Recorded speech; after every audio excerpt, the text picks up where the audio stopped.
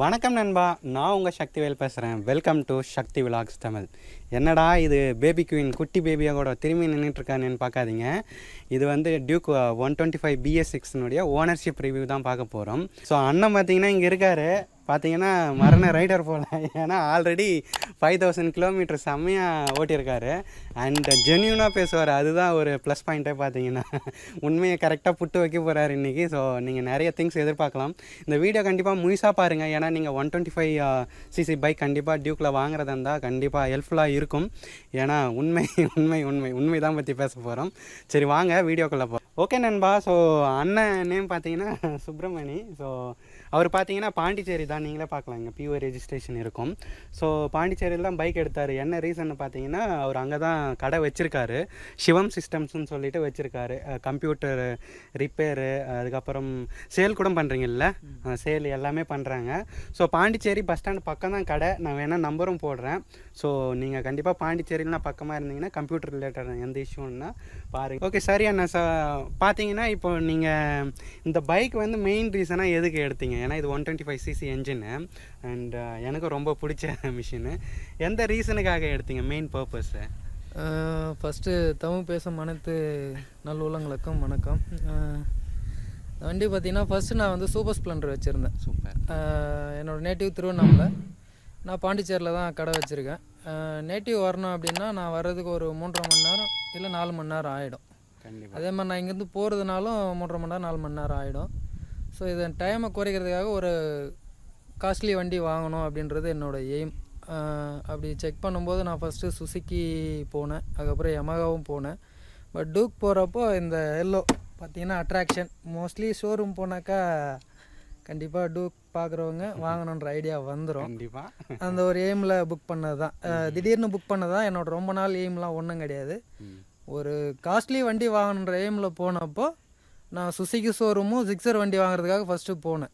அதுக்கப்புறம் வந்து யமஹா ஷோரூமும் போனோம், டூக் ஷோரூம் போனோம். இது மூணுலையுமே பிடிச்சது பார்த்திங்கன்னா டூக்கு தான். அதுக்கப்புறம் சரி டீட்டெயில் விசாரிச்சுட்டு புக் பண்ணிட்டோம். சூப்பர். ஸோ அதே ஆரஞ்சு தான் அவர் அட்ராக்ட் பண்ணியிருக்கு போல. ஆரஞ்சு வீல் தான். ஏன்னா எனக்கும் ஆரஞ்சு வீல் தான் பிடிக்கும். ஸோ அண்ணனுக்கும் பார்த்தீங்கன்னா ஆரஞ்சு பிடிச்சிருக்கு, அதனால தான் வாங்கியிருக்காரு. நல்ல விஷயம். ஓகே ப்ரோ, இந்த பைக் வந்து எதுக்காக வாங்கினீங்க ஆக்சுவலாக? இந்த பைக் பார்த்தீங்கன்னா இதோட டிசைன் வந்து எனக்கு ரொம்ப பிடிக்கும். அதே மாதிரி இந்த wheel yellow colour wheel plus இதோட சவுண்டு. உங்களுக்கு தெரியும், எந்த வண்டி போனாலும் அதோட சவுண்டை விட இதோட சவுண்டு வந்து ஒரு அட்ராக்ஷனாக இருக்கும். கண்டிப்பாக சவுண்டுக்காகவும் சொல்லலாம். சூப்பர். அண்ட் இந்த பைக் வந்து எப்படி வாங்கினீங்க? இஎம்ஐ போட்டிங்களா இல்லைனா நெட் அமௌண்ட்டா? நான் இஎம்ஐ தான் போட்டிருக்கேன். இதோட ரேட் பார்த்தீங்கன்னா 1,56,500 ரேட் சொல்லியிருந்தாங்க. ஆமாம், அதோட நெட் கேஷ் சொல்லியிருந்தாங்க பாண்டி ரிஜிஸ்ட்ரேஷனில். நான் பார்த்தீங்கன்னா ஒரு 50,000 கட்டிட்டு மீதி வந்து டியூவில் தான் போட்டு. இது ஒன்று வந்து போட்டிங்க. ஆமாம். ஓகே. இஎம்ஐ மந்த்லி எவ்வளோ வருது? இது வந்து 9,800 சில்லற வரும். அப்படி வருது, ஒரு 10K அரௌண்ட் வருது. ஆமாம், 10,000. அப்போனா கண்டிப்பாக மேனேஜபிள் தான் ஓரளவுக்கு. ஏன்னா மிடில் கிளாஸ் ஃபேமிலி அப்படி தான் மேனேஜ் பண்ண முடியும். அண்ட் இது மந்த்லி வந்து பெட்ரோல் செலவு எவ்வளோ ஆகுதுன்னு தெரியுங்களா? ஆவரேஜாக பெட்ரோல் செலவு எவ்வளோ ஆகும்? இந்த வண்டி பார்த்தா அது அப்படி நான் கால்குலேட் பண்ணலை. நான் எப்பயுமே டேங்க் ஃபுல் பண்ணிடுவேன். அது ஃபுல் பண்ணிவிட்டு அடிப்பீங்க? ஆமாம், 2 பாயிண்ட். ஓகே அண்ணா, இந்த வண்டி வாங்கிட்டீங்க, ஆல்மோஸ்ட் நானும் பார்த்தேன் 5000 கிலோமீட்டர் ப்ளஸ் வந்து ஓட்டியிருக்கீங்க. ஸோ 5000 கிலோமீட்டர் ஓட்டிருக்கீங்க, கண்டிப்பாக உங்களுக்கு இஷ்யூஸ் வந்து நிறைய ஃபேஸ் பண்ணியிருப்பீங்கன்னு எனக்கு நல்லா தோணுது. ஸோ என்னென்ன இஷ்யூ ப்ராப்ளம்லாம் நீங்கள் இந்த பைக்கில் வந்து ஃபேஸ் பண்ணிட்டு இருந்தீங்க? இந்த வண்டி வந்து பார்த்திங்கன்னா இப்போ நம்ம வாங்குறதுக்கு காரணமே வந்து ஒரு ஸ்பீட் போகிறதுக்கும், ஒரு வண்டி முன்னாடி பஸ்ஸோ லாரியோ போகுதுன்னா அதை சேஸ் பண்ணி முன்னாடி போகிறதுக்கு தான். கண்டிப்பாக. அதே மாதிரி ஒரு வண்டி ஒரே ஸ்பீடில் போகிறோம்னா வண்டி அதை விட ஸ்பீடாக தான் போகும். ஆமாம். ஆனால் இந்த வண்டி பார்த்தீங்கன்னா 125 இதோட பவர் குறைச்சிருக்காங்க அப்படின்னு சொல்கிறாங்க. ஓகே. நான் அப்படி சேஸ் பண்ணுறப்ப பார்த்தீங்கன்னா நம்ம பெட்ரோல் இல்லைன்னா அடிச்சு எப்படி போகும், ஆமாம், அந்த மாதிரி பவர் சடால்னு குறைஞ்சிரும். நம்ம கரெக்ட் ரேஸில் இருந்தாலும் வண்டியோட பவர் டக்குன்னு குறையுது. அந்த ஒரு குறை வந்து இந்த 125 சிசியில் இருக்குது. மற்றபடி டூக்கில் 200 250 இதெல்லாம் எல்லாமே 200 ஓட்டியிருக்கேன், அதில் இல்லை. ஈவன் நான் கூட ஓட்டிட்டு வருஷம் கூட பார்த்தேன், லைட்டாக ஏதோ பவர் ட்ராப், த்ராட்டல் கொடுக்குறேன் பட் ட்ராப் போகாது. நீ எவ்வளோ ரேஸ் வச்சாலும் போகாது, ட்ராப் ஆகும். அந்த ஒரு இது இருக்குது. அப்புறம் இந்த கிரவுண்டு எப்படி பார்த்தீங்கன்னாலும் இது ஒரு சின்ன வேகத்தடையாக இருந்ததுன்னா 2 டயர் கீழே இருக்குது, நடுவில் வேகத்தடை இருக்குன்னா அந்த சைலன்சரை வந்து இடிக்குது. கிரவுண்ட் கிளியரன்ஸ் இடிச்சு வந்து டொக்க ஆயிடுச்சு. ஸோ கிரவுண்ட் கிளியரன்ஸ் 125லையும் இருக்குங்க, நோட் பண்ணிக்கோங்க. ஓகே, ஒன்று இது அது மெயின் இல்லைனாலும் அட்ஜஸ்ட் பண்ணி ஓட்டிக்கலாம். ஓகே. ஆனால் 125ல இது ஒரு குறை இருக்குது. என்னன்னா ஆமாம், நம்ம சேஸ் பண்ணுறது தான் வண்டி வாங்குகிறோம். ஆமாம், அப்படி நல்ல ஸ்பீடு போகிறப்போ திடீர்னு பார்த்தீங்கன்னா பெட்ரோல் இல்லாமல் அடித்து ஓட்டினா எப்படி இருக்கும், அந்த மாதிரி பவர் வந்து ட்ராப் ஆனால் வந்து சடால் வண்டி வேகம் குறையுது, ஒரு பயம் வருது நம்ம. அது ஓகே அண்ணா. ஸோ இந்த டியூக் 125 BS6 மிஷினில் டாப் ஸ்பீடு எவ்வளோ அடிச்சிருக்கீங்க, ட்ரை பண்ணியிருக்கீங்களா இதுக்கு முன்னாடி? ஓட்டியிருக்கேன். சூப்பரு. 110 வந்துச்சு. அதுக்கே வந்து கண்ணில் தண்ணி வந்துருச்சு. ஓகே. வண்டியை கொஞ்சம் 110 போகிறப்போ அலையும் ஒரு காற்று கொஞ்சம் ஆமாம் ஸ்பீடில் அலையுது. அதனால வந்து அதோட சரி அதுக்கு மேலே போகல, 110ஓட ஸ்டாப் பண்ணிட்டு அதுக்கப்புறம் 100 கீழே தான். அதை டெஸ்ட் பண்ணும்போது மட்டும் ஓட்டம் தான் 110. Okay, super. அதுக்கப்புறம் நார்மலாகவே 80 90 100 மெயின்டைன் பண்ணுவேன், அதுக்கு மேலே போக மாட்டேன். ஓகே, நல்ல விஷயம். அண்ட் நீங்கள் நைட் ரைடெலாம் போவீங்க மேக்ஸிமம், சப்போஸ் ஏன்னா இது என்னது பாண்டியிலேருந்து திருவண்ணாமலை டு பாண்டிச்சேரி நிறைய அடிச்சிருக்கீங்க ட்ரிப்பு.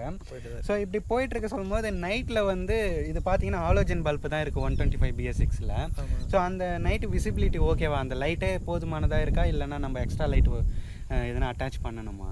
இல்லை, அந்த லைட்டே போதும். நான் மோஸ்ட்லி பார்த்தீங்கன்னா ஐபிஎம்மே போட மாட்டேன். எனக்கு அதே வந்து ஏதாவது ஒரு இக்கட்டான இடத்துல தான் தெரியும் நம்ம லைட் போடாமல் ஓட்டுறோம் அப்படின்னு, அப்புறம் தான் ஐபிஎம்மே போடுவேன். ஓகே, நார்மலாக அதோட இதுவே வந்து நார்மலாக போதுமானது தான். ஓகே அண்ணா. ஸோ சீட்டிங் எப்படி இருக்குது? ஆக்சுவலாக 390 BS6லாம் பார்த்தீங்கன்னா நல்லா குஷியனாக இருக்குது. அண்ட் இது வரைக்கும் நீங்கள் சோஃபார் நிறைய ஓட்டிருக்கீங்க. ஸோ சீட்டிங் கம்ஃபர்ட்லாம் எப்படி நல்லா இருக்கா உங்களுக்கு? சீட்டிங் கம்ஃபர்ட்டு பக்காவாக இருக்குது, அதெல்லாம் ஒரு குறையும் இல்லை. நல்லா தான் லாங் ட்ரைவ் பண்ணாலும் அந்த முதுகு வலிலாம் எதுவும் வரதில்லை, அதெல்லாம் எதுவும் வராது. ஓகே, பக்கா தான். இது உட்கார வண்டி லுக்கே வந்து இதில் உட்காந்தாலே ஒரு இதுவாக தான் இருக்கும். Okay, super. நீங்கள் இங்கேயே பார்க்கலாம், ஆக்சுவலாக குஷினாக தான் இருக்குது. சேம் ஆல்மோஸ்ட் அந்த நான் 390 BS6 வச்சுருக்கேன்ல, ஸோ அது மாதிரி தான் குஷினாக தான் இருக்குது. ஸோ எனக்கு தெரிஞ்சு இது இன்னும் நல்லாவே இருக்கிற மாதிரி எனக்கு தோணுது. அது கொஞ்சம் 390 ஹார்டாக இருக்கிற மாதிரி இருக்குது, இது நல்லா குஷினாக இருக்குங்க. ஸோ சீட்டிங் கம்ஃபர்ட் வைஸ் கண்டிப்பாக நல்லாவே இருக்காம். அண்ட் வாங்க பிரேக் பற்றி கேட்கலாம். ஸோ பிரேக் எப்படி ப்ரோ? இப்போ நீங்கள் சப்போஸ் ஒரு 80 to 100 வந்து ஹைவேஸில் போயிட்டுருக்கீங்க, சப்போஸ் எதனா திடீர்னு வருதுன்னா நம்ம பேனிக் பிரேக் அடிப்போம், நம்ம பயந்துட்டு பிரேக் அடிப்போம். ஸோ அந்த பிரேக் அடிக்க சொல்லும் போது ரெஸ்பான்சிவாக இருக்கா உங்களுக்கு? பக்காவாக இருக்குது, எந்த ஒரு குறையும் இது வரைக்கும் ஆனதில்லை. வண்டி இப்படி அப்படியும் நான் வந்ததில்லை. நான் எங்கே அடிக்கிறேனோ அந்த இடத்துல கரெக்டாக வண்டி நேராகவே பக்காவாக நல்லா இருக்குது. ஆமாம், ஏன்னா பிரேக்கிங் பார்த்தீங்கன்னா சேம் பைப்ரே பிராண்ட் தான் கொடுத்துருக்காங்க இதுலேயும்.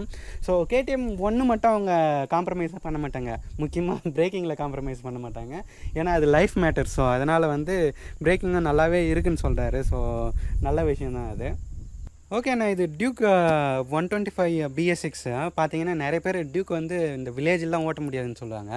ஸோ நீங்கள் பார்த்தீங்கன்னா ஆல்மோஸ்ட் சிட்டி, வில்லேஜ், அதுக்கப்புறம் ஹைவேஸ் மேக்ஸிமம் எல்லா இதுவுமே ஓட்டியிருக்கீங்க. ஸோ இது எல்லா இடத்துக்குமே ஓட்டுற மாதிரி கம்ஃபர்டபுளாக இருக்கா? ஆக்சுவலாக சிட்டி ஹைவே பெஸ்ட்டு, ரோடு நல்லா இருக்கும். கிராமத்தில் இந்த மழையில் ஓட்டுறது கொஞ்சம் சிரமம் தான். கிராமம் கொஞ்சம் சிரமம் தான், இந்த ரோட்டில் வந்து கண்டிப்பாக 6 கீரு குறைச்சி ஏற்றுறதுக்குள்ள. ஓகே அண்ணா. ஸோ இது எனக்கு தெரிஞ்சு நீங்கள் ஃபஸ்ட் சர்வீஸ் ஆல்ரெடி பண்ணிட்டீங்க. ஸோ ஃபஸ்ட் சர்வீஸ் காஸ்ட் வந்து எவ்வளோ ஆச்சு? ஆக்சுவலாக 850 சார்ஜ் பண்ணாங்க. ஓகே, 850 ரூபா ஆயிருக்கு. ஸோ பரவாயில்ல, கம்மியாக தான் இருக்குது. ஏன்னா டியூக்கு ஓரளவுக்கு கம்மியாக தான் சர்வீஸ் காஸ்ட் ஆகுது. ஸோ எனக்கு தெரிஞ்சு என்னை இன்ஸ்டாகிராமில் ஃபாலோ பண்ணுறவங்க வந்து நிறைய பேர் கொஸ்டின் கேட்பாங்க பர்சனலாக. ஆனால் இது மிடில் கிளாஸ் வந்து டியூக் வந்து மேனேஜ் பண்ண முடியுமா அப்படின்னு சொல்லிட்டு கேட்பாங்க. ஸோ அந்த கொஸ்டினே உங்களையும் கேட்குறேன், இது வந்து எப்படி மேனேஜ் பண்ண முடியுங்களா? வாங்கினா பண்ணலாம். மினிமம் வந்து ஒரு 20 ரூபா சம்பளம் வாங்குறவங்களால முடியும். ஓகே, ப்ளஸ் வந்து மைலேஜ் நிறைய ஓட்டாதவங்க, இந்த மார்க்கெட். ஆமாம், அதே மாதிரி இல்லை, ஒரு நாளைக்கு வந்து ஒரு 100 கிலோமீட்டராவது ஓட்டுறவங்க வந்து இந்த வண்டி செட் ஆகாது. இந்த மார்க்கெட்டிங் பீப்புள் இருப்பாங்க, அவங்களுக்குலாம் அது சூட் ஆகாது. ஏன்னா மைலேஜ்லேயே அவங்க பெட்ரோல் போட்டே அவங்க சம்பளம் போயிடும், அது செட் ஆகாது. ஏதோ ஆஃபீஸ் ஒரு 10 கிலோமீட்டர் அந்த மாதிரி மெயின்டைன் பண்ணுறவங்களுக்கு ஓகே. ஓகே, மிடில் கிளாஸ் பார்த்தீங்கன்னா நான் உங்களுக்கு ஆல்ரெடி தெரியும் அந்த ஹவு ரிச் ஆம் ஐ லைஃப் அந்த வீடியோவில். நானும் மிடில் கிளாஸ் தான், எல்லோரும் மிடில் கிளாஸ் தான் ஆல்மோஸ்ட் வில்லேஜில் இருக்கிறவங்க. ஸோ மேனேஜ் பண்ணலாம் ப்ரோ, எதுவும் பிரச்சனை இல்லை. உங்கள் பேஷன் உங்களுக்கு பிடிச்சிருந்துச்சின்னா கண்டிப்பாக பைக் வாங்க. ஏன்னா உங்களுக்கு பிடிக்காத பைக் வாங்கிட்டு அது ஒரு தடவையும் ஓட்டும்போது ரொம்ப கஷ்டமாக இருக்கும். ஸோ உங்களுக்கு பிடிச்ச பைக்கே வாங்க, கண்டிப்பாக மேனேஜ் பண்ணலாம். ஓகே ப்ரோ, இது என் பர்சனல் ஃபேவரேட் கொஸ்டின் எல்லாருக்கிட்டையுமே கேட்குறது. இந்த பைக் வந்து நீங்கள் 1.6 லேக்குக்கு வாங்கியிருக்கீங்க. ஸோ 1.6 லேக்குன்றது இந்த பைக் ஒர்த்தா, இல்லைனா நீங்கள் வேறு எதனா ஆப்ஷன் இருக்குதா, இல்லைனா உங்கள் சஜஷன் வந்து இந்த வியூவர்ஸ் பார்க்குறவங்களுக்கு சொல்லுங்கள். இந்த ரேட்டுக்கு வந்து இந்த வண்டி கொஞ்சம் ஓவர் தான், இது வாங்க தேவையில்லாமல். 1.60 லட்சத்துக்கு வந்து R15 வாங்கலாம். நல்ல இன்ஜின், யமஹா வந்து எவ்வளோ அடித்தாலும் தாங்கும், நல்ல ஸ்பீடு, வண்டியும் நல்லா இருக்கும். ஓகே, இல்லை எனக்கு டூக்கு தான் வந்து ட்ரீம் பைக்கு அப்படின்னு சொல்கிறவங்க வந்து 200 இல்லை வந்து 250 ஏதோ அதுக்கு மேலே எது ஒன்றாலும் வாங்கலாம். 125 மட்டும் வாங்க வேணாம் டூக்கில். இது என்னோட பர்சனல் தாட். ஆக்சுவலாக ஈவன் நானும் இதுக்கு முன்னாடி சேம் பைக் தான் ரிவ்யூ போட்டிருந்தேன் ஃபுல்லாகவே. ஸோ நானும் அதிலே சொல்லியிருப்பேன், டியூக்கில் போகிறதா இருந்தீங்கன்னா 125 செக்மெண்ட் தவிர்த்து மீதி எல்லாமே போங்க. ஏன்னு பார்த்தீங்கன்னா இந்த 125 ஓரளவுக்கு என்னென்னா எனக்கே சைக்கிள் ஓட்டுற மாதிரி ஃபீல் ஆகிடுச்சு ஒரு சில டைமில். அண்ட் நீங்கள் சப்போஸ் டியூக் ஓனராக இருந்தீங்கன்னா நீங்கள் உங்களுக்கு எப்படி இருக்குன்னு சொல்லிட்டு சொல்லுங்கள். மேனேஜபிளாக இருக்கா, இல்லைனா ஒர்த் ஃபார் மணியான்னு நீங்கள் என்ன திங்க் பண்ணுறீங்க? ஓகே நண்பா, ஸோ பார்த்தீங்கன்னா நானும் டியூக்கை 390 BS6க்கு எடுக்கிறதுக்கு முன்னாடி ஃபஸ்ட்டு சாய்ஸ் வந்து 125 தான் வச்சுருந்தேன். ஏன்னா இதனுடைய அந்த சவுண்டு பார்த்தீங்கன்னா எக்ஸாஸ்ட் சவுண்டு வந்து செம்மையாக இருக்கும். அண்ட் நம்ம அண்ணனும் சொன்னார், அவருக்கு வந்து அந்த யூனிக்கு சவுண்டு தான் பிடிச்சிருக்கான். ஸோ எக்ஸாஸ்ட் சவுண்டு வந்து எப்படி இருக்குன்னு சொல்லிட்டு பார்க்கலாம் வாங்க இப்போது. ஆனால் ஆன் பண்ணுங்கள் வண்டியை. ஓகே,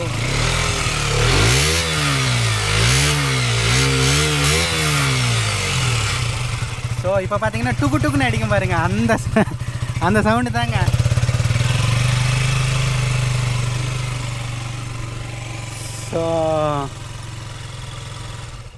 ஸோ எக்ஸாஸ்ட்டு பார்த்தீங்கன்னா நல்லாவே இருக்குது. ஏன்னா இது வந்து அண்டர் பெல்லி தான் வச்சுருக்காங்க. ஸோ எக்ஸாஸ்ட் சவுண்ட் பார்த்தீங்கன்னா கண்டிப்பாக நல்லாவே இருக்குது. அந்த யுனிக்யூ சவுண்டு டியூக்குனாலே அதுதான் எல்லாருக்கும் பிடிச்சிது. மேக்ஸிமம் நிறைய பேர் சொல்லுவாங்க அது வந்து ஷேரோட்டா சவுண்டுன்னு சொல்லிட்டு. பட் டியூக்கு வாங்கினது தான் பர்சனலாக ஃபீல் ஆகும் அந்த சவுண்டு. ஸோ கண்டிப்பாக நல்லாவே இருக்குது. அண்ட் ஆனால் மேக்ஸிமம் ஆவரேஜாக நீங்கள் ஒரு 5000 கிலோமீட்டர் ஓட்டியிருக்கீங்க. மைலேஜ் வந்து எதனா டெஸ்ட் பண்ணியிருக்கீங்களா, இல்லைனா ஆவரேஜாக எவ்வளோ கொடுக்குது? ஆக்சுவலாக மைலேஜ் இது வரைக்கும் நான் டெஸ்ட் பண்ணலை. பார்த்தீங்கன்னா இந்த மீட்டர்லேயே காட்டும் 30 தான் லிட்டருக்கு காட்டும், 30+ நினைக்கிறேன். ஓகே, 30+ வந்து ஆவரேஜாக வருதான். 30+ வந்து கண்டிப்பாக ஆவரேஜாக வரும். ஏன்னா நம்ம பர்சனலாக டெஸ்ட் பண்ணோம்னா மேபி 35 அப்படி கூட வரத்துக்கு வாய்ப்பு இருக்குது. பட் டியூக்கே பார்த்தீங்கன்னா ஆவரேஜாக 30+ கண்டிப்பாக ஓரளவுக்கு கொடுக்குதுன்னு சொல்லலாம். ஸோ கண்டிப்பாக நல்ல மைலேஜ் தான். ஓகே நண்பா, ஸோ இதுதான் ஓவராலாக பார்த்தீங்கன்னா டியூக்கு 125 BS6னுடைய ஓனர்ஷிப் ரிவ்யூ. ஏன்னா அண்ணன் வந்து உண்மையாகவே எல்லாத்துக்குமே ஆனஸ்ட்டாக சொல்லியிருக்காருன்னு நான் நம்புகிறேன். ஏன்னா கண்டிப்பாக அவர் ஆனஸ்ட்டாக தான் சொல்லுவார் எப்பயுமே. அண்ட் ஓவராலாக பார்த்தீங்கன்னா ஓகே, இந்த பைக் வந்து வாங்கலாம். அண்ட் ஒரு என்ன ரெக்வஸ்ட் என்னென்னா, சப்போஸ் நீங்கள் டியூக் உண்மையாகவே டியூக் ஃபேனாக இருந்தீங்கன்னா ஒரு கொஞ்சம் அதிகமாக பைசா போட்டு 200 அது மாதிரியே போயிடுங்க. ஏன்னா அவரும் பர்சனலாக அதுதான் ஃபீல் பண்ணி சொன்னார். ஏன்னா 125 வந்து கொஞ்சம் இஷ்யூவாக இருக்கிற மாதிரி. ஸோ கண்டிப்பாக இந்த வீடியோ வந்து உங்களுக்கு பிடிச்சிருக்குன்னு நம்புகிறேன். அண்ட் அண்ணன் வந்து ரொம்ப பிஸி ஸ்கெடியூல்லையும் பார்த்தீங்கன்னா நம்மளுக்கு டைம் வந்து ஒதுக்கி இந்த வீடியோ பண்ணுறதுக்கு ஹெல்ப் பண்ணார். ரொம்ப தேங்க்ஸ் அண்ணா, ரொம்ப நன்றி. அண்ட் ஓகே நண்பா, கண்டிப்பாக இந்த வீடியோ பிடிச்சிருந்துச்சின்னா ப்ளீஸ் லைக் பண்ணுங்கள் அண்ட் கமெண்ட் பண்ணுங்கள், சப்ஸ்கிரைப் பண்ணுங்கள், எல்லாமே பண்ணுங்கள். தேங்க்ஸ் ஃபார் வாட்சிங். Will see you in next video. Until then, bye from Sakthi. Video பார்க்குற அனைவரும் சக்தி விலாக்ஸ் தமிழ் சேனலை சப்ஸ்கிரைப் பண்ணுங்கள், லைக் பண்ணுங்கள், கமெண்ட் பண்ணுங்கள். நன்றி.